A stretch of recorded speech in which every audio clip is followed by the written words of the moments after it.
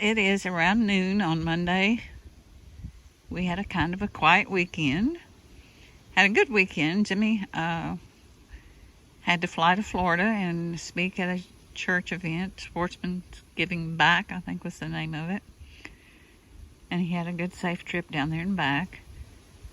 Sherry and Jack came down and spent the weekend here with me, and we just kind of chilled out and caught a few fish, and they went around and picked up a few batteries out of some of the deer feeders.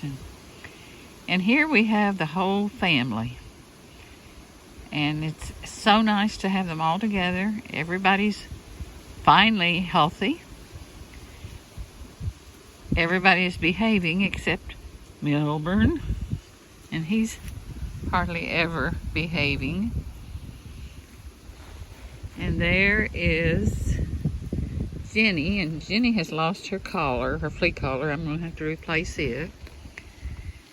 And the little bucks, or the little boys, actually have little nubbins on their heads. We'll try to show you a close-up here in the next day or two of their little nubbins, if we could get one to stay still long enough with the camera running. So now we know which one, if we get close enough, is Nina. And I think that is Nina right there behind her mama. The other two little boys have got little nubbins on their heads, so they're turning into little boys. They're not babies anymore. And Forrest, right there on the left,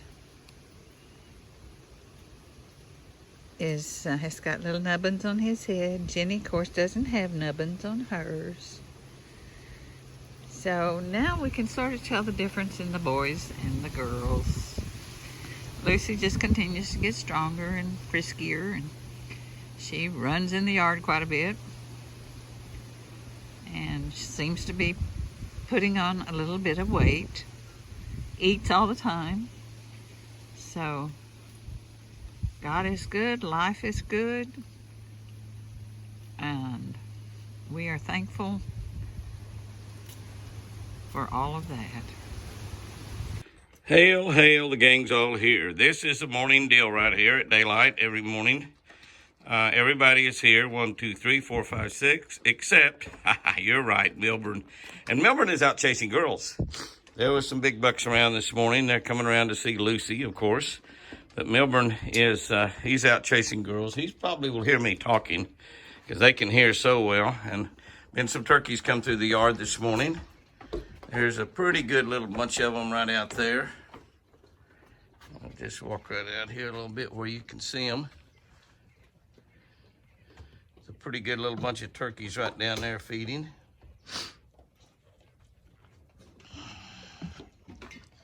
And the whole family's up there eating a little, that's a little cocktail that has some South Fresh deer feed.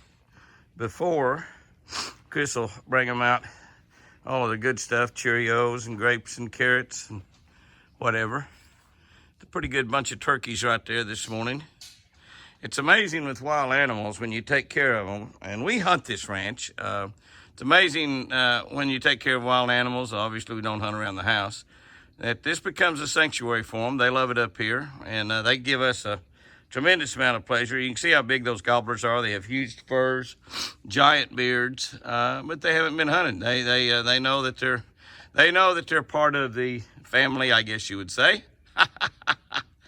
Okay, guys and girls, I'm heading to Florida. See y'all later.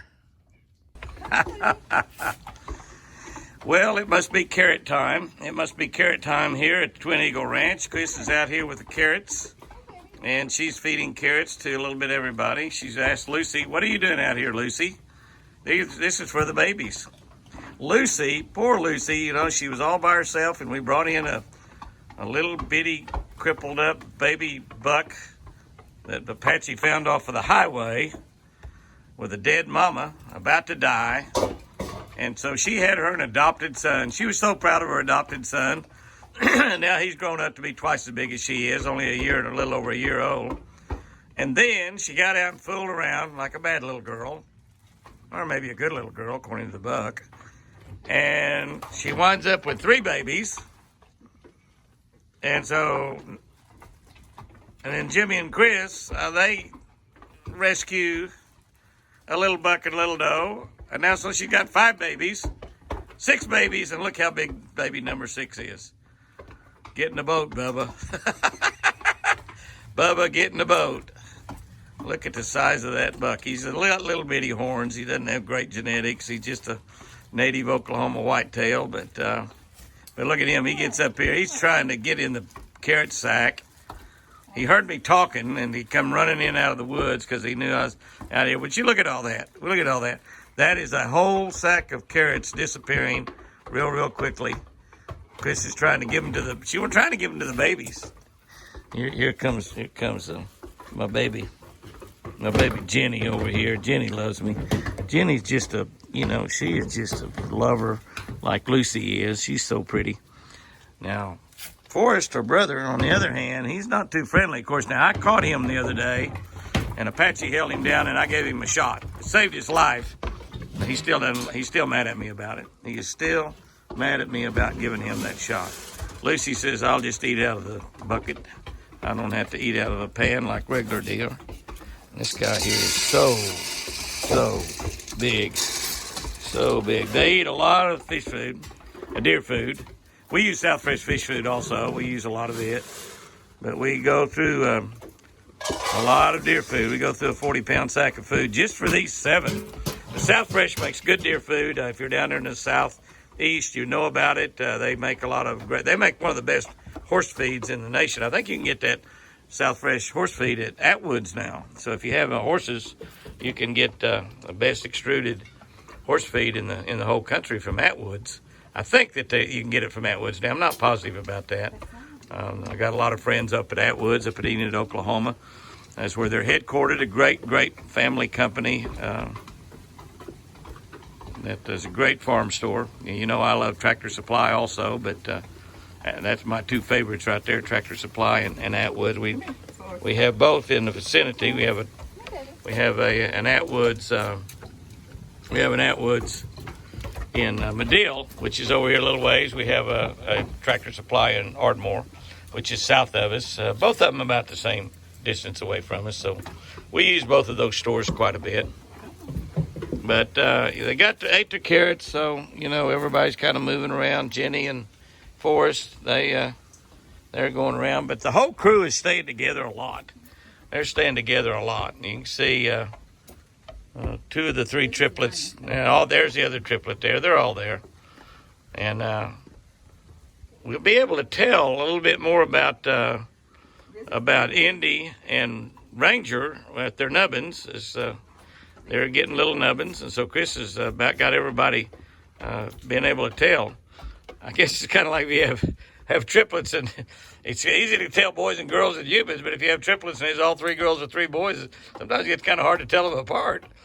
But even for a mama. But this is a pretty neat deal right here. Pretty neat deal. We love it. Well. It does look like that Lucy has got another suitor show up. And that is a big boy right there. That is definitely a big boy. I can't really tell. It's probably an 8-point. Maybe an uneven side. Might be difference on one side. But what a big, giant deer. That deer weighs way on up there. Probably 250 to 300 pounds. Look at the size of that wreck. It's like an elk almost. But that's not an elk. That's a white-tailed deer. And he is a big one. He's looking up here on the porch where Miss Lucy is laying. She's looking out here saying, I don't think you're that cute, dude. I don't like you big brawly guys. But he is really something. Look at him put his nose out, probably grunting.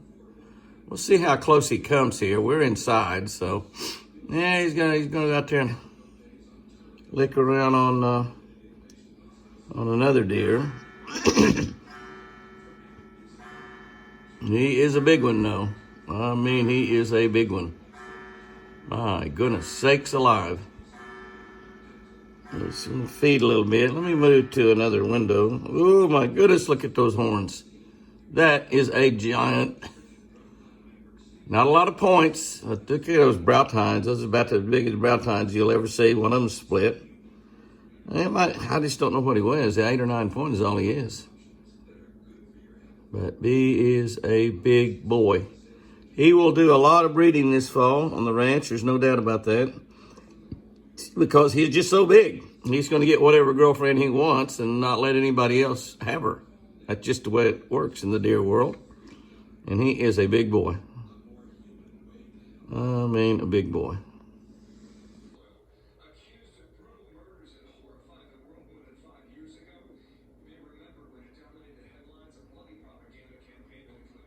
Well, it's breakfast time on Friday morning,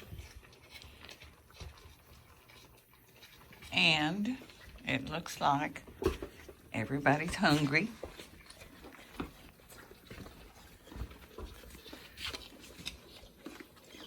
But if you take a head count, you'll notice we are short one. We had a sad day yesterday here. Early yesterday morning, the gang all came in for breakfast about 7, and one was missing. Well, actually 2 was missing. Milburn wasn't here. So it was Lucy and 2 of the triplets and the twins that came in for breakfast yesterday morning. It's not all that unusual for a couple to be gone. Sometimes Milburn will wander off and some of the little ones will go with him. And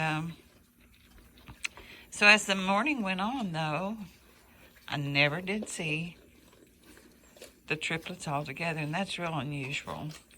Lucy went out and laid down in the shade, and everybody else was stretched out and relaxing, and I just had an uneasy feeling the whole time. And so finally about, I don't know, 10 o'clock or so, I told Jimmy, I said, I've got to go look for my other baby. And so he said, well, I'll go with you. So we started walking down toward the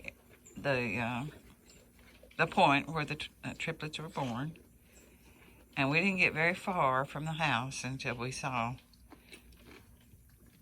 a sad sight. It was Indy, and it looked like he had just laid down and died.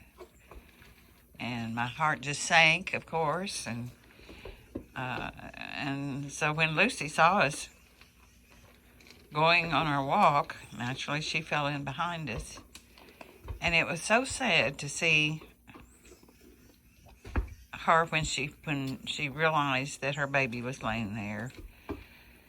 And she wanted to get to it, and of course Jimmy kept her away from it just because we didn't want her taking a chance on getting something she might have. But the baby was just spotlessly clean, had no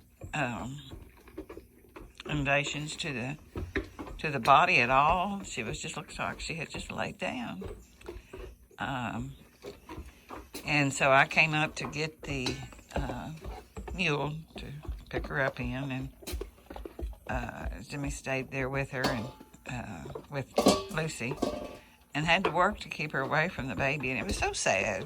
Jimmy said Lucy was crying. I told someone, I said, I think it was Jimmy that was crying instead of Lucy. But it was a sad morning, and you could tell that Lucy was sad all day. And the other 2 kind of disappeared.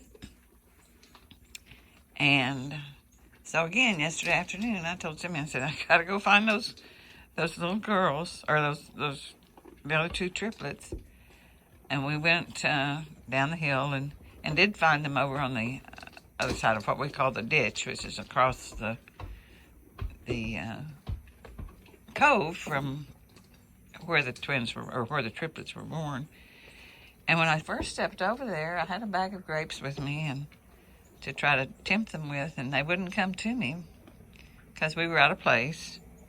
So we had to come and get Lucy and Milburn and walk her over there. And of course, once they saw her, they come right to us. And so everybody's here today, and like I say, there is one missing at the dinner table. And like I say, I don't know, have no idea what caused Indy to die, because like I say, she was just spotless and was fine the day before. They went down to the fishing pier and walked out there and checked us out the evening before, and then came back and went on their usual evening walk up the hill. And so I don't know.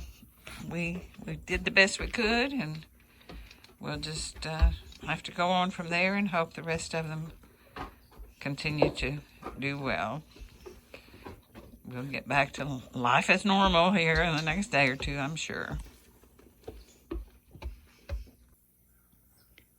There's the babies getting some TLC this morning. Lucy's washing Ranger's face and making sure he's okay. And I will bet she goes from baby to baby when she finishes. She's already taken care of one of the twins. She treats the twins just like they're her own, and I guess as far as she's concerned, they are, because she's had them since they were babies, even before she was a real mama. But everybody's just kind of has a sad look about them. But I'm sure it's probably my sadness or my heavy heart that makes them look sad. I don't know, but I'm sure they're aware that one of their own is gone, and because those triplets have just been together all the time, so they have to be aware that somebody's missing. And so it looks like Lucy's finished with Ranger. Let's see if she goes on to the others. She's just thinking about it. No, she's just gonna come back and maybe get her another bite to eat.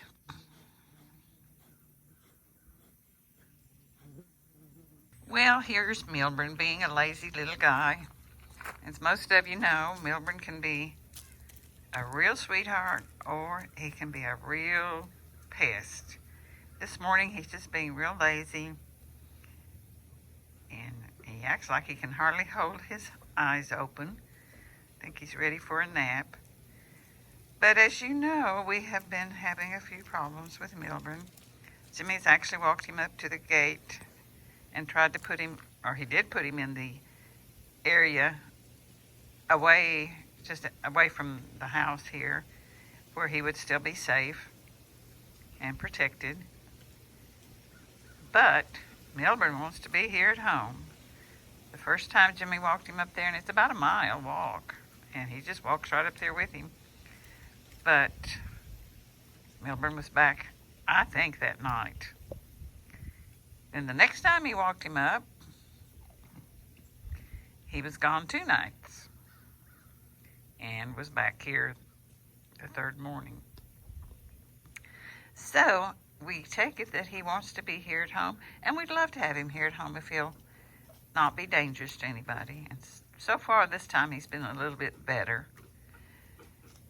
But because of the fact that he does spar around with some of the other bucks and stuff, we felt like that having a collar on him was maybe a little dangerous for him. Besides that, during the rut, their necks get bigger, and then in fighting with the other bucks, we were afraid that the other buck might hook a antler under his collar and choke him. So we were trying to come up with an alternative. I did put a plastic, like a surveyor's tape, around his neck and tied it loosely, and it was gone before the end of the day. Deer like to chew plastics. I think probably some of the other deer family chewed it off. But so I picked up some orange duct tape, split it down the middle, and wrapped it around each antler. That is just so we'll know it's him when he comes in the yard. And if he happens to be wandering around in the woods, people will know that he is a protected little guy.